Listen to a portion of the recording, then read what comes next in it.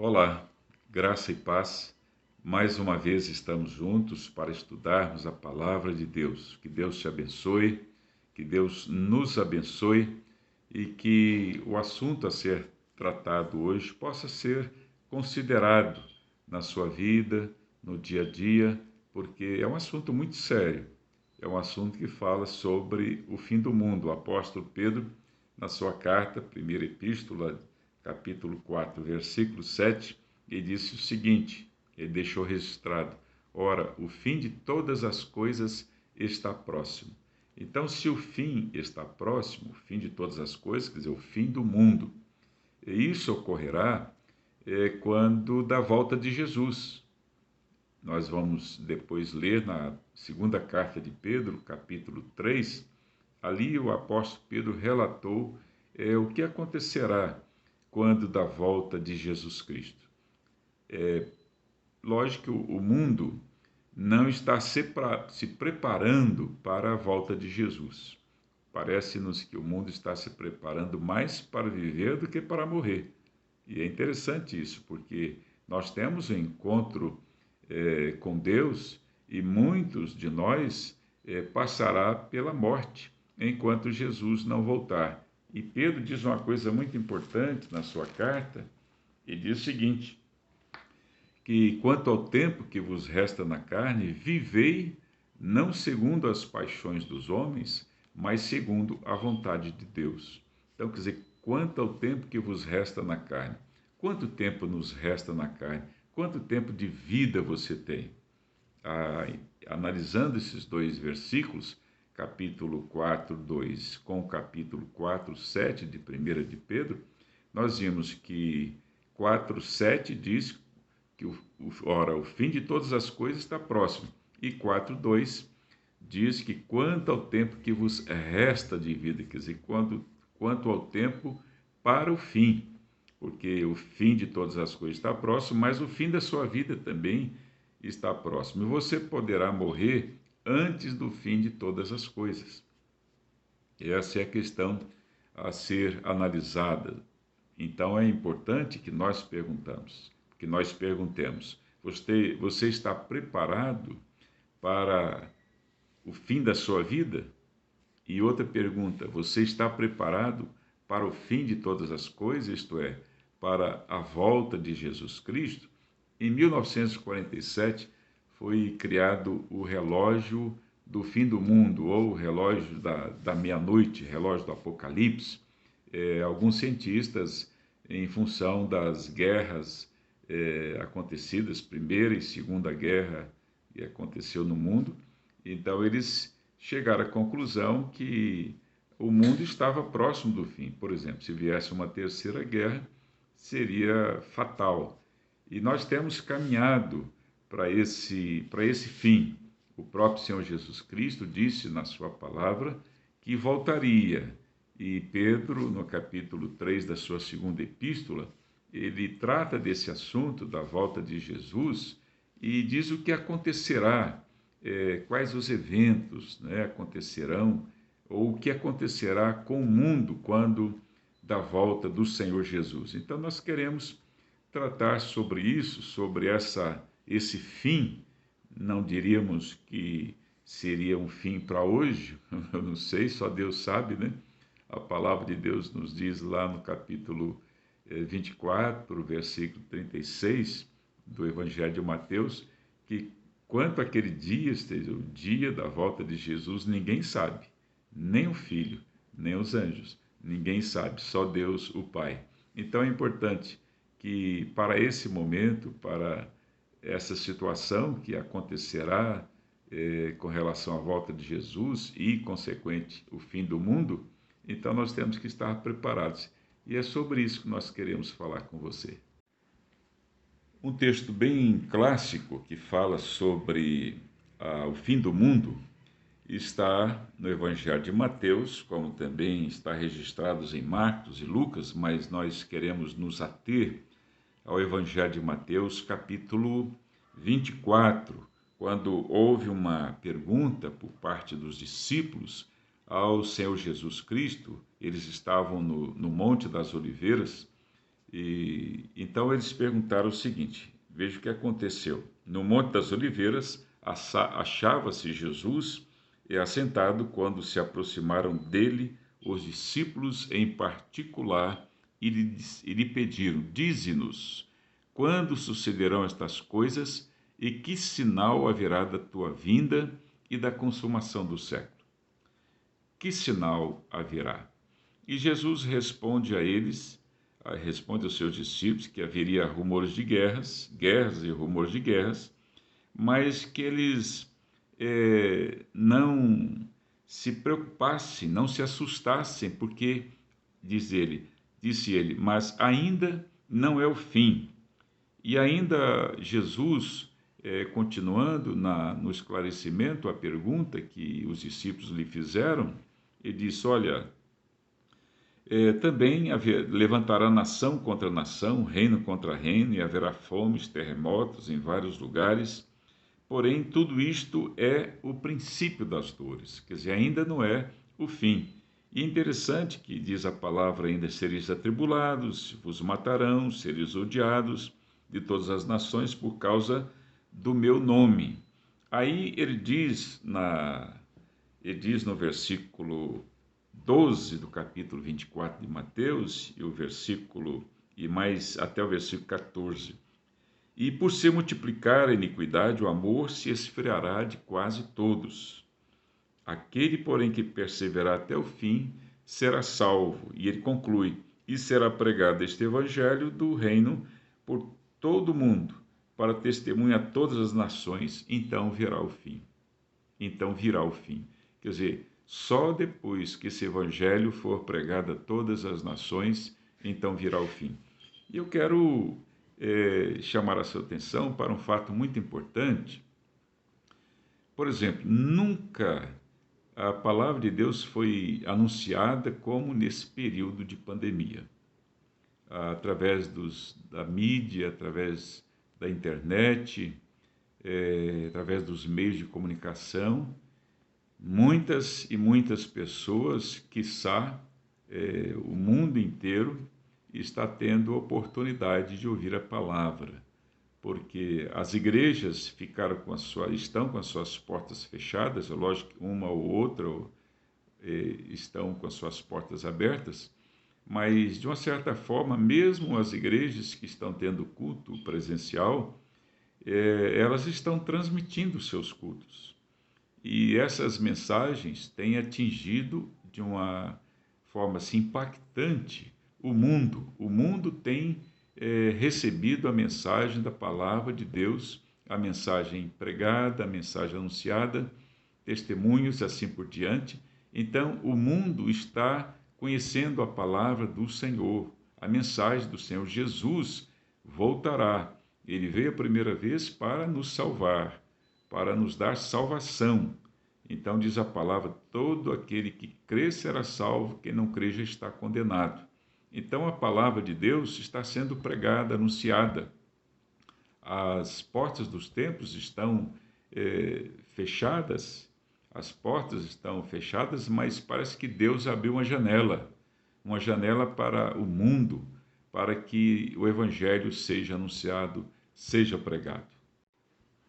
E o apóstolo Pedro, ele, ao escrever a sua segunda carta, a sua segunda epístola, falando sobre a volta de Jesus, porque algumas pessoas estavam até mesmo tirando sarro, porque diz a palavra, alguns que estavam escarnecendo com relação à veracidade da palavra de Deus, da volta de Jesus.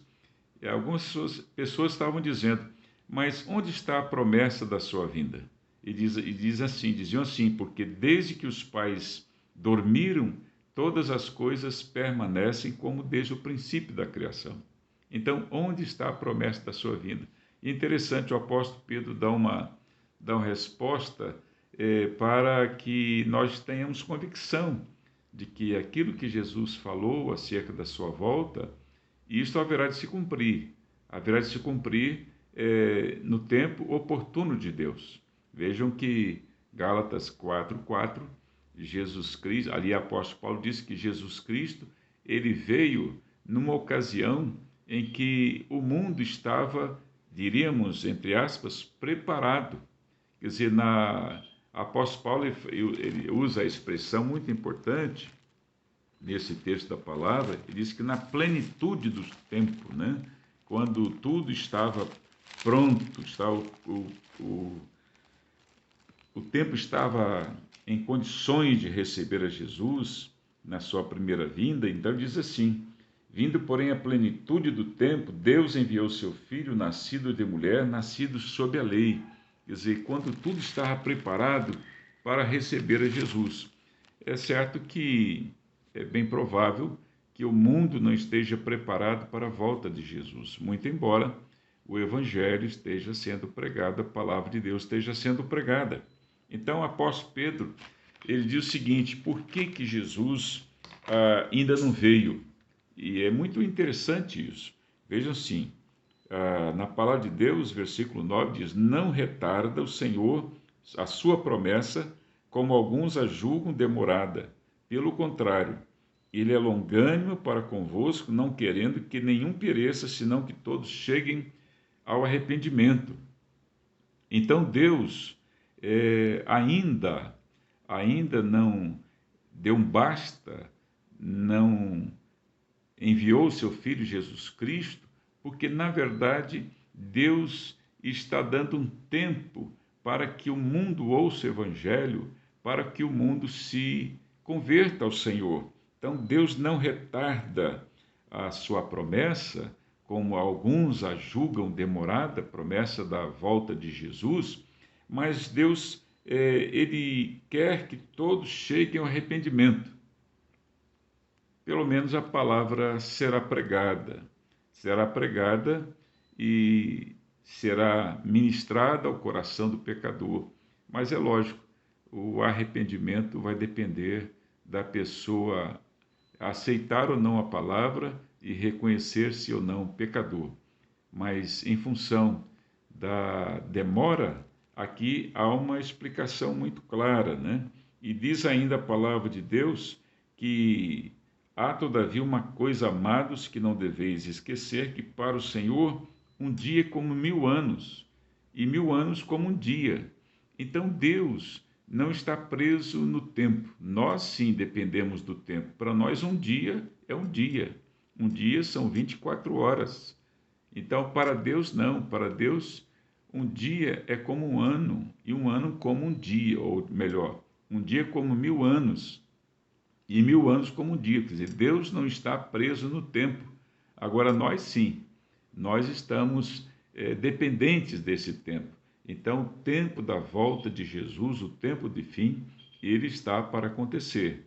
Mas Deus, em função da sua misericórdia, em função da sua graça, ele está dando um tempo para que nós ouçamos e arrependamos-nos dos nossos pecados. Ouçamos a palavra e cheguemos ao arrependimento. Conforme Jesus disse, os eventos que anunciavam o fim do mundo, ou seja, a sua volta, eles aconteceram, eles estavam acontecendo ou estão acontecendo desde o princípio de todas as coisas. Guerras, rumores de guerras, perseguições, e a igreja tem sido perseguida, e desde o início da sua criação a igreja foi perseguida, o próprio Cristo foi crucificado na cruz, porque o mundo rejeitou a Jesus Cristo, o mundo não o aceitou como o Salvador enviado por Deus Pai. Então, desde aquela época, tem acontecido muitas epidemias, terremotos, e muita coisa tem acontecido, as enfermidades estão se multiplicando, o pecado do ser humano está se multiplicando, e por isso, conforme lemos lá em Mateus capítulo 24, o amor de muitos está se esfriando. As pessoas não estão nem aí com a volta do Senhor Jesus. E com relação ainda ao relógio da meia-noite, que foi criado pelos cientistas, né, lá dos Estados Unidos, em 1947, fazendo menção de alguns eventos que poderiam precipitar, de fato, o fim do mundo, dizendo sobre o relógio da meia-noite. Nós queremos ver um texto aqui, em Mateus capítulo 25, que fala sobre as 10 virgens, as 10 virgens para as quais o noivo chegaria. O noivo quer dizer o próprio Jesus, o Cristo. Jesus é o noivo que a igreja aguarda para o dia desse casamento, ser selado esse casamento virtual, diríamos, né? Um casamento em que Jesus virá como noivo para buscar a sua amada, que é a igreja pela qual ele morreu. Então vamos ver o capítulo 25 do Evangelho de Mateus. Então trata-nos desse assunto, sobre a vinda do noivo. E 5 das 10 virgens estavam preparadas, tinham azeite nas suas lâmpadas e estavam prontas. E outras 5 não estavam. Então percebam que Jesus, ao narrar sobre esta parábola, ele estava querendo dizer o seguinte, que muitos naquele dia, para aquele dia, estarão preparados, mas outros não. Então, quando diz a palavra aqui que haviam Jesus estava chegando, e diz a palavra que chegou o noivo, então aquelas que estavam preparadas foram para o encontro do noivo, mas as que não estavam, não tiveram como. E diz a palavra que após as noivas que estavam preparadas, que estavam apercebidas, após elas entrarem para as bodas com o cordeiro, fechou-se a porta. Então, quando fechou a porta, fechou a oportunidade delas terem um encontro com o noivo. E nós bem sabemos que, por exemplo, lá no livro de Gênesis, quando fala, ali está registrado sobre a arca de Noé, o dilúvio. Quando veio o dilúvio, as águas caíram do céu, quando Noé estava já com a sua família naquela arca e com alguns os animais representativos também. Então diz a palavra que Deus fechou a porta, e Deus fechou a porta por dentro, por fora. Isto simboliza o quê? Que Noé não tinha como abrir a porta por dentro, porque Deus havia fechado a porta por fora. E se Deus fechou a porta, acabou ali a oportunidade. Um dia também Deus fechará a porta da oportunidade. Então, hoje é o dia oportuno para nós ouvirmos o Evangelho, nós nos arrependermos e nós recebermos a palavra de Deus para a salvação. Mas haverá um dia que nós não teremos essa oportunidade. Quando da volta de Jesus será o fim. Hoje nós temos essa oportunidade de ouvir e crer, mas no dia da volta de Jesus será já o dia do julgamento final, isto é, o fim do mundo. Eu quero encerrar essa palavra lendo alguns textos que fazem menção a uma escalada que representa muito bem o fim do mundo. Então, nós leremos alguns textos. E primeiro está em 1 Timóteo, capítulo 4, versículo 1 em diante, diz assim: Ora, o Espírito afirma expressamente que nos últimos tempos, preste bem atenção nessa expressão, últimos tempos, porque depois ela se fará muito importante aos outros textos que serão lidos. Então, nos últimos tempos, alguns apostatarão da fé.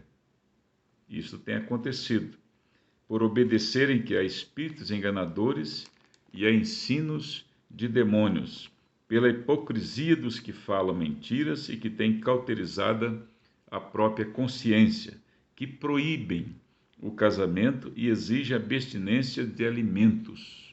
Então isso é comum, está acontecendo isso no mundo, e nós precisamos prestar muito bem atenção, porque como que está o casamento hoje no mundo?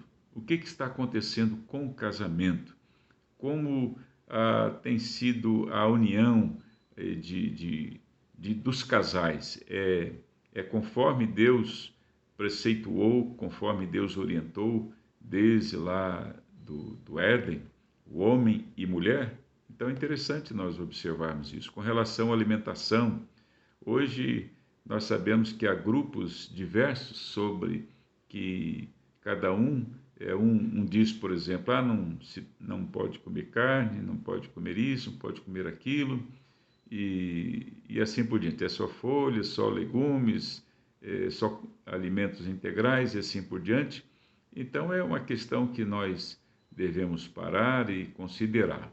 Mas ainda um outro texto, conforme nós dissemos, que nos últimos tempos, e agora Paulo escrevendo a sua segunda, isso foi últimos tempos de respeito à primeira epístola. E na segunda epístola ele diz assim: sabe, porém, isto, nos últimos dias virão tempos difíceis.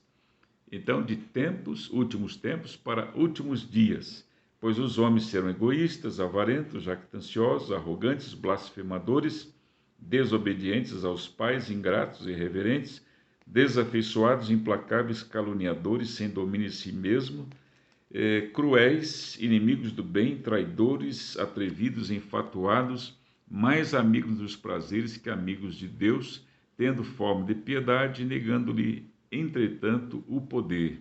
Foge também desses. O mundo é assim. As pessoas não têm mais afeição, as pessoas não têm mais amor uns pelos outros, os pais não têm mais de seus filhos a honra, os filhos desobedecem aos seus pais, eles se tornam ingratos, irreverentes, implacáveis, desafeiçoados e assim por diante. Então o mundo está de cabeça para baixo. Na verdade, o relacionamento entre as pessoas tem sido cada vez mais difícil. Então essa é a situação do mundo hoje. E no capítulo de número 2 da primeira epístola de João, capítulo 2, versículo 18, diz assim: filhinhos, já é a última hora, e como vistes que vem o anticristo, também agora muitos anticristos têm surgido, pelo que conhecemos que é a última hora. Então nós vimos no primeiro texto da primeira epístola de Paulo a Timóteo, então está escrito lá, nos últimos tempos. Na segunda epístola, capítulo 3 de Paulo a Timóteo, diz que nos últimos dias. E agora vemos aqui na última hora. Esta é agora a última hora. E no capítulo 25 do Evangelho de Mateus, nós também vimos que já era meia-noite, quando as 10 virgens estavam ali aguardando a volta do seu noivo, isto é, a igreja aguarda a volta de Jesus Cristo, o noivo prometido.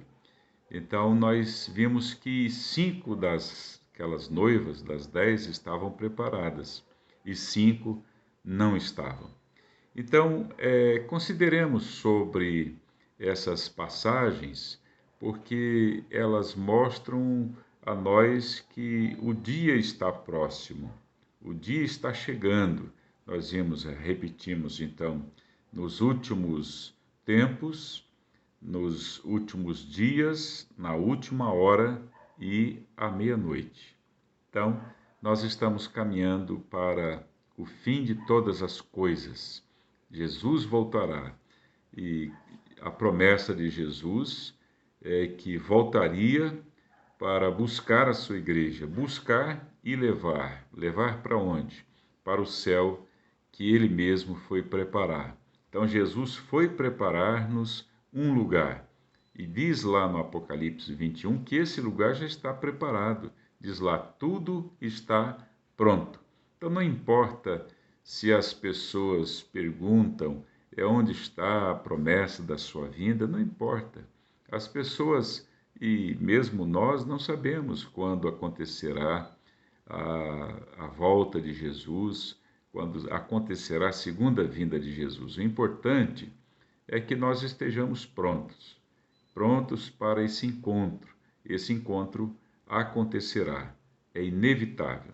E quando ele acontecer, quando Jesus voltar, nós nos encontraremos com Jesus, e diz o apóstolo Paulo aos Tessalonicenses, e assim estaremos para sempre com o Senhor. Que o Senhor te abençoe e esteja pronto, prepare-se, porque esse dia acontecerá. E quando ele acontecer, que você esteja lá com o Senhor Jesus. Deus te abençoe e que a paz do Senhor esteja no seu coração. Amém.